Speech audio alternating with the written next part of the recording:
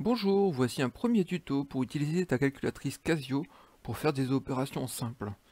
Alors quand tu allumes ta calculatrice, tu arrives sur un écran vide comme celui-ci et si tu veux faire une opération, une addition par exemple, si tu veux faire 15 plus 8, eh bien évidemment tu tapes sur 15, la touche plus, la touche 8 et surtout pas le égal des calculatrices d'école primaire qui servaient à trouver le résultat.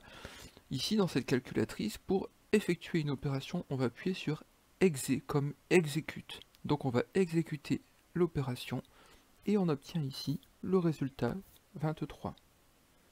Alors on a fait ça avec l'addition, on peut faire ça avec n'importe quelle opération. Si je veux multiplier 18 par 4, j'obtiens le résultat 72.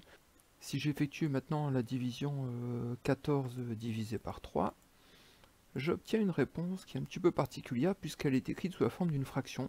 Pourquoi? Parce que la calculatrice va toujours écrire le résultat sous la forme d'une valeur exacte. Effectivement, si je fais 14 divisé par 3, si je pose l'opération, j'obtiens un nombre qui a une partie décimale infinie. La calculatrice ne peut pas écrire un nombre avec une infinité de chiffres après la virgule, donc elle écrit le nombre 14 tiers.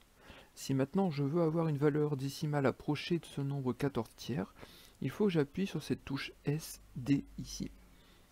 Et quand j'appuie sur la touche SD, je retrouve la valeur approchée, 14,666, et puis il y a une infinité de 6 après la virgule.